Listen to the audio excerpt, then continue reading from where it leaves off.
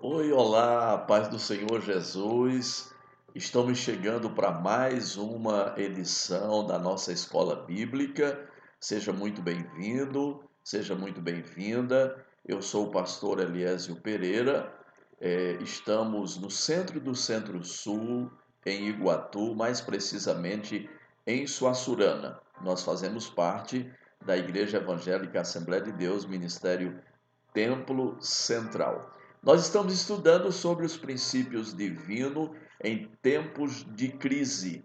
Iniciamos o nosso terceiro trimestre de 2020 e hoje nós estudaremos a lição de número 2. A lição de número 2 fala sobre o despertamento espiritual, um milagre, ok? Então, nós estaremos aprendendo durante todo esse trimestre sobre a reconstrução de Jerusalém, o avivamento espiritual como exemplo para os nossos dias, ok? Então hoje nós estamos vivendo dias difíceis, dias de turbulência, estamos vivendo um processo de pandemia no nosso país e aí todo cuidado é pouco, né? Em relação à prevenção, devemos usar as nossas máscaras, né? Quando sairmos, para nos prevenirmos de sermos contaminados, devemos estar sempre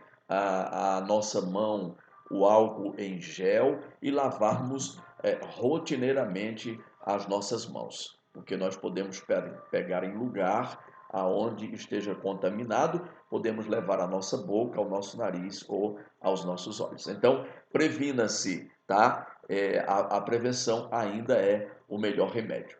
Ok? Então vamos lá. A leitura bíblica em classe está em Esdras, capítulo 1, do versículo 1 ao versículo 7, nesse primeiro momento da leitura. Convido você, nós não temos a revista física desse trimestre, então estaremos acompanhando aqui online, através, né, do nosso canal, em algumas cidades aqui no interior do Ceará, nós ainda não estamos com as igrejas abertas, portanto não temos escola bíblica presencial, e a nossa escola está sendo aqui, né? Deus abençoe abundantemente a sua vida. Eu espero estar contribuindo com você no seu aprendizado, na sua espiritualidade nesses dias de pandemia, nesses dias de isolamento social. Então, vamos à leitura. No primeiro ano de Ciro, rei da Pérsia, para que se cumprisse a palavra do Senhor por boca de Jeremias, despertou o Senhor o espírito de Ciro, rei da Pérsia, o qual fez passar pregão por todo o reino, como também por escrito, dizendo: Assim diz Ciro, rei da Pérsia: O Senhor Deus dos céus me deu todos os reinos da terra, e ele me encarregou de lhe edificar uma casa em Jerusalém, que é em Judá, de quem há entre vós, de todo o povo, seja seu Deus com ele, e suba a Jerusalém, que é em Judá, e edifique a casa do Senhor, Deus de Israel. Ele é o Deus que habita em Jerusalém. E todo aquele que ficar em alguns lugares em que andar peregrinando, os homens no seu lugar o ajudarão com prata e com ouro e com fazenda e com gados, afora as dádivas voluntárias para a casa do Senhor que habita em Jerusalém. Então se levantaram os chefes do país de Judá e Benjamim, e os sacerdotes e os levitas, com todos aqueles cujo espírito Deus despertou, para subirem a edificar a casa do Senhor, que está em Jerusalém. E todos os que habitavam nos arredores lhe confortaram as mãos com vasos de prata, com ouro, com fazenda e com gados, e com coisas preciosas, afora tudo o que voluntariamente se deu. Também o rei Ciro tirou os vasos da casa do Senhor, que Nabucodonosor tinha trazido de Jerusalém, e que tinha posto na casa de seus deuses. Agora nós vamos para Neemias, capítulo 1, versículo 1 ao versículo de número 4.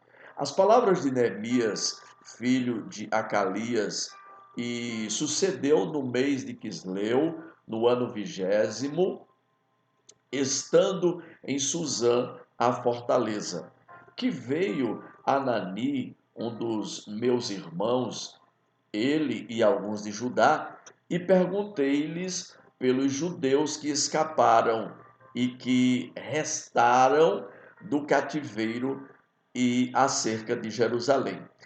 Disseram-me: os restantes que restaram do cativeiro lá na província estão em grande miséria e desespero, e o muro de Jerusalém fendido e as portas queimadas a fogo.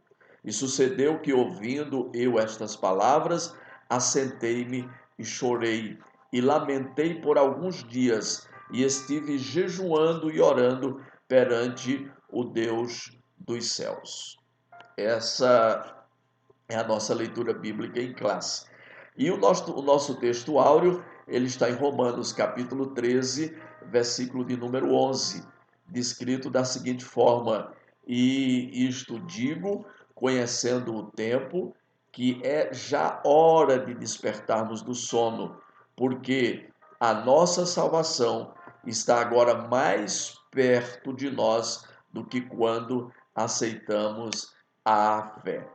A verdade prática nos diz que o despertamento espiritual é uma consequência da submissão à vontade de Deus. Lembrando que nós estaremos fazendo uma síntese, um resumo da lição de número 2. A lição de número 2, ela tem os seguintes tópicos. O primeiro, o despertamento espiritual emana do próprio Deus. Tópico 2, com 2 subtópicos, as finalidades do despertamento, a restauração nacional de Israel e a restauração espiritual de Israel. Tópico 3, Deus cumpre as suas promessas. A fidelidade de Deus em suas promessas é subtópico 1. Subtópico 2, Deus renova as suas promessas de bênção. Subtópico 3, Deus renova a fé dos abatidos. E o quarto tópico, dividido em 2 subtópicos, nós vamos aprender sobre o despertamento torna os homens obedientes à palavra. Primeiro subtópico, o culto que foi restabelecido em Jerusalém foi exatamente aquele que a lei de Deus determinava, segundo Neemias, capítulo 12, versículo 44 ao versículo 47, segundo o que diz Neemias, tá? E o tópico 2, o subtópico 2, aliás, o despertamento dado pelo Espírito Santo faz com que os crentes desejem intensamente ser fiéis à palavra de Deus. Seja bem-vindo, você que está chegando agora à nossa escola bíblica. E aí, nós vamos iniciando aqui, mas antes, vamos fazer uma recapitulação. Vamos recapitular algumas coisas. Por exemplo, quais foram as causas que levou o povo de Judá ao cativeiro babilônico? Aí a gente vai ver algumas dessas coisas que levaram, ou dessas causas, desculpem, que levaram o povo ao cativeiro babilônico. Uma delas foram os crimes, depois a questão da idolatria, depois a exploração. Aí nós vimos também que o não pagar salário fez com que isso acontecesse, O desprezo pelas viúvas e pelos órfãos, a questão da mentira, do assassinato de gente inocente, o sacrifício de crianças, a falsos deuses. E a gente vê o desespero dos profetas, tá? Isso são causas, tá? Então, nessa época, o reino ele estava dividido. O povo de Judá é que foi exilado em 587 antes de Cristo, tá? Então, quais foram os profetas que foram exilados? tem os que foram durante o exílio e os que foram pós-exílio ou pós-cativeiro, tá? O que foram para o cativeiro babilônico tem Jeremias, Daniel, Ezequiel e Obadias em datas diferentes, né? Por exemplo, Jeremias ele foi exilado em Jerusalém, Daniel foi exilado em Babilônia, lá no palácio, Ezequiel também foi em Babilônia, só que no campo, e Obadias em Edom, tá? Em todas as datas que você confere aí. O pós-cativeiro babilônico, quais foram os profetas que estiveram nesse pós-cativeiro? Ageu, tá? Zacarias e Malaquias. Glórias a Deus. Então, nós temos, ainda fazendo uma recapitulação, o mapa da atuação dos profetas no cativeiro e entendemos que a história do povo de Judá ela foi estendida em duas localidades geograficamente separadas, né? E esse episódio ele mudou com certeza a história do povo de Deus, tá? Daniel profetizou sobre a queda da Babilônia e a ascensão do Império Medo-Persa, tá? Quando Nabucodonosor levantou aquela estátua, está lá escrito em Daniel capítulo 2, né? A estátua que tinha uma simbologia e a estátua ela estava constituída, né? De ouro, de prata, de cobre, de ferro e de barro, né? Cada uma dessas partes da estátua, por exemplo, a cabeça era de ouro e significava o cativeiro, já o peito, os braços eram de pratas, significando a libertação, né? O ventre e a coxa era de cobre, né? As pernas de ferro e os pés de parte de ferro e parte de barro. Nesse finalzinho aí tem a questão dos 10 reinos, ok? Então, irmãos, essa lição nós vamos aprender sobre a ascensão do Império Medo-Persa, que colocou a terra por terra o Império Babilônico, conforme interpretado por Daniel no capítulo 5, né? Você lembra disso? Aquele dedo que escrevia Mene, Mene, Tekel, Parsim. Tá? Daniel vai lá e faz a interpretação dessas escritas, ok? Então, na lição passada, nós vimos que, em resposta às orações de Daniel, Deus levanta Ciro para abençoar o seu povo. O que ocorre é que o rei Ciro permite, entre outras ações, que o povo retornasse para Judá e fizesse o quê? Reconstruíssem o templo, tá? Então, nós nessa lição veremos a origem do despertamento espiritual e também veremos sobre as suas finalidades. Vamos então para o primeiro ponto da nossa lição.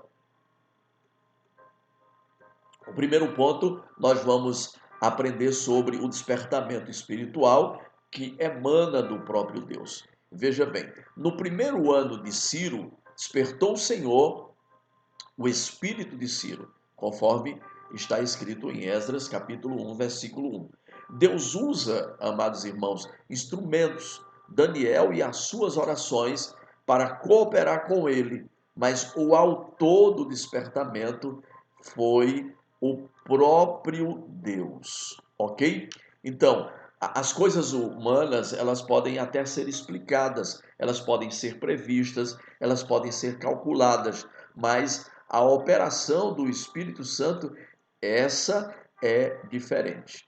Despertamento é sempre um mistério. Nada sabemos, né? E nada entendemos do poder de Deus, tá? Então vamos concluir esse primeiro ponto fazendo a síntese dele, entendendo que o despertamento espiritual, ele emana de Deus. Por isso ele usa os instrumentos que ele achar necessário para cooperarem com a sua soberana vontade. Deus abençoe. Vamos então para o segundo ponto da nossa lição de número 2. Esse segundo ponto, nós vamos aprender sobre as finalidades do despertamento. Primeiro, nós vamos ver a questão da restauração nacional de Israel. Deus, quando quer realizar os seus propósitos, ele pode incutir a sua vontade no espírito do homem. Foi assim que ele fez com Ciro. Embora fosse rei de uma nação idólatra, Ciro foi despertado por Deus. A fim de quê, gente? A fim de que ele cumprisse os seus desígnios. Desígnios de quem? Os desígnios de Deus relativos ao povo de Israel. Glória a Deus. Então, o que ocorreu? Ciro proclamou um edito autorizando aos judeus que retornassem a Jerusalém e edificassem a casa do Senhor em Jerusalém, que é em Judá. Conforme havia falado pela boca do profeta Isaías, há cerca de 180 anos antes disso acontecer. Então, segundo subtópico, nós vamos ver a restauração espiritual de Israel. Olha, antes do exílio, Israel estava espiritualmente enfermo dos pés à cabeça.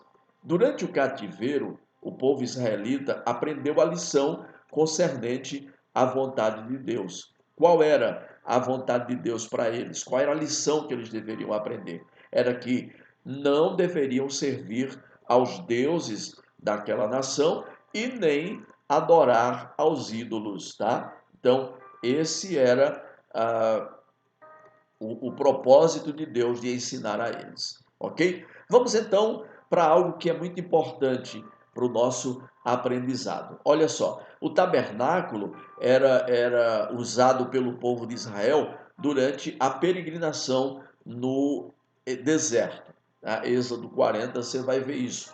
E o tabernáculo, ele era uma espécie de tenda móvel, né? Era lugar de sacrifício, de adoração, né? Usado até ser substituído pelo primeiro templo que foi construído em 959 a.C.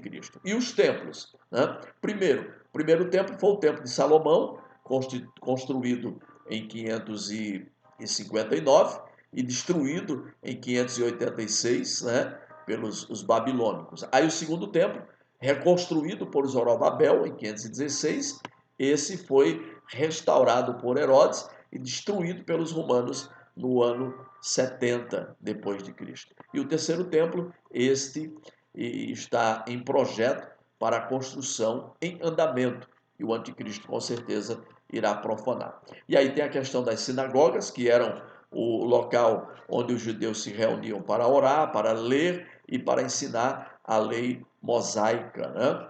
O surgimento das sinagogas é normalmente atribuído ao período do exílio babilônico, quando os judeus deixaram de ter um templo para adorar e sacrificar, isso por volta de 586 a.C. Ok? A restauração espiritual de Israel. Para Israel, o sofrimento do cativeiro resultou num despertamento, e este na sua restauração espiritual. E é bom que a gente entenda isso, que a finalidade principal do despertamento é sempre a restauração espiritual do povo de Deus, tá? Então, despertamento sempre vai trazer isso, restauração espiritual do povo. Se isso não ocorrer, se isso não acontecer, pode ter certeza que não foi despertamento. E aí, o segundo subtópico, a gente aprende sobre a restauração espiritual de Israel, entendendo que cada despertamento ele tem um objetivo principal, que é o que? Salvação e restauração do homem.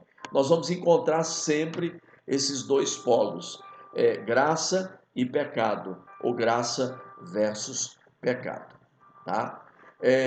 O Espírito Santo, ele está sempre pronto para convencer o mundo sobre o pecado, a justiça e o juízo. Aí a gente entende que o Espírito Santo, ele é sempre intolerante com o pecado.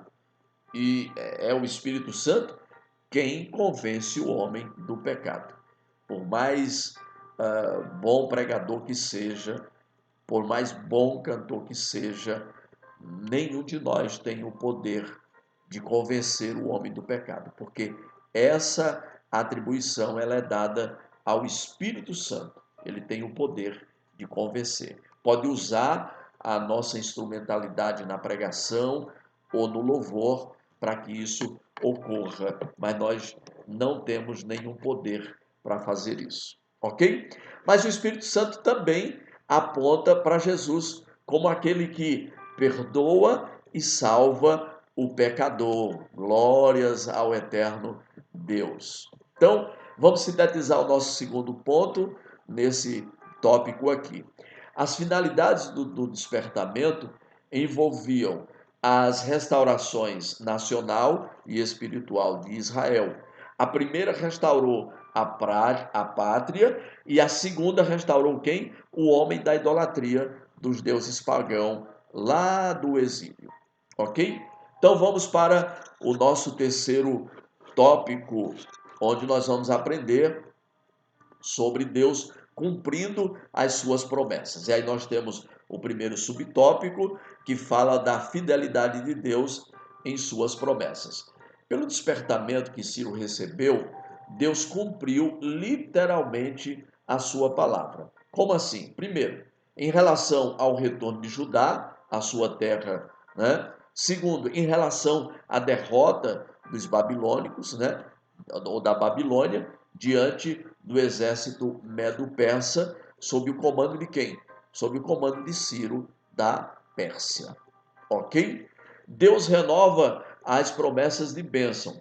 Como assim? Em cada despertamento, Deus vivifica e renova as promessas de bênção ao seu povo. O Espírito Santo, ele revela as riquezas que estão escondidas em Cristo. O batismo com o Espírito Santo é uma bênção que faz parte dos rudimentos da doutrina da Igreja do Senhor. E aí, o segundo subtópico, Deus renova as promessas de bênção, nos dando os dons espirituais. Esses dons espirituais, eles também fazem parte das bênçãos que Jesus deseja dar por meio do despertamento. Amém, gente? O despertamento sempre vai trazer bênção àqueles que passarem por esse processo. No despertamento que operava no tempo dos apóstolos, eles faziam questão de que todos os convertidos recebessem esta maravilhosa unção do alto. Sempre que os apóstolos sabiam que em algum lugar alguém se convertia, eles mandavam, né, outros apóstolos e discípulos àquele lugar para poder ensinar aquelas pessoas a respeito de Deus, de Jesus e do Espírito Santo. Tá? O terceiro subtópico, ainda falando sobre Deus cumpre as suas promessas, é que Deus renova a fé dos abatidos. Pelo despertamento, Deus cria ambientes de fé, de expectativa e de oração, né? Isso a gente vê em todo o Novo Testamento, a questão dos irmãos estarem unidos em oração. O despertamento, ele nasceu da oração e ele só poderá prosseguir se continuar acesa a chama da oração. E como é que isso acontece, pastor? Quando nós oramos incessantemente. Aprendemos pela palavra do Senhor que nós devemos orar em todo o tempo e que devemos orar como? Orar sem cessar. Ok? Terceiro subtópico, Deus renova a fé dos abatidos. Olha só, no Antigo Testamento, o fogo do altar de incenso, ele não se podia deixar apagar. Ele era aceso de manhã, ele era aceso à tarde, no outro dia era feito o mesmo ritual, né? Acendia de manhã, acendia à tarde. Desse modo, gente, Deus quer que o fogo do Espírito Santo não se apague em nossos corações. O Espírito Santo, o fogo do Espírito Santo, ele tem que arder, né, constantemente, diuturnamente em nossos corações. Glória a Deus. Então, sintetizando aqui o terceiro tópico, Deus é fiel em cumprir as suas promessas dadas ao seu povo. E além de vivificar e renovar as suas promessas, ele também renova a fé dos que estão abatidos. Eu tenho certeza de que, em meio a todo esse processo que nós estamos vivendo hoje, agora, o processo de pandemia, o processo de isolamento, Deus está renovando a minha fé, a sua fé, a nossa fé. Deus está trabalhando em nosso favor em todo o tempo. Amém? Então vamos caminhando aqui já para finalizar a nossa lição de hoje, a lição de número 2. Nós vamos para o quarto tópico, onde nós vamos aprender sobre o despertamento que torna o homem obediente à palavra. Primeiro, o culto que foi restabelecido em Jerusalém, ele foi exatamente aquele que a lei de Deus determinava, conforme está descrito em Neemias, do versículo 44 até o versículo 47. Porque já nos dias de Davi e Asaf, versículo 46, desde a antiguidade, havia neles, né, os cantores, os cânticos, os louvores de ação de graça a quem? A Deus. Então, não foram introduzidas novas formas de culto, nem qualquer mistura de doutrinas babilônica. Eles faziam exatamente como Deus havia determinado que eles fizessem. Ok? Então, vamos para o segundo subtópico. O despertamento dado pelo Espírito Santo faz com que os crentes desejem intensamente ser fiéis à palavra de Deus, né? Inclinei o meu coração a guardar os teus estatutos para sempre até o fim. É o que diz o salmista no Salmo 119, no versículo 12. O crente despertado, ele inclina-se aos estatutos de Deus até o fim. Ok, gente? Então estamos chegando ao final da nossa lição, sintetizando aqui o quarto e último tópico. Um dos resultados do despertamento é a obediência à palavra. Depois que houve o despertamento no retorno do exílio babilônico, não houve a introdução de qualquer mistura de cultos pagãos entre o povo de Deus. Amém? Deus abençoe a sua vida. Espero que você tenha aprendido com a nossa aula de hoje. E aí eu já convido você para a nossa próxima lição, para a nossa próxima aula, quando estaremos aprendendo sobre o despertamento renova o altar. Quero aqui deixar os meus agradecimentos a todos os irmãos que fazem o ebdpanorama.com, que elaboram as lições, né, os slides, para que a gente possa ilustrar aqui e trazer essa aula. Espero que tenha sido uma aula dinâmica para você. Deus abençoe abundantemente a sua vida, saúde, graça e paz, e até a nossa próxima escola bíblica. Deus abençoe, a paz do Senhor Jesus.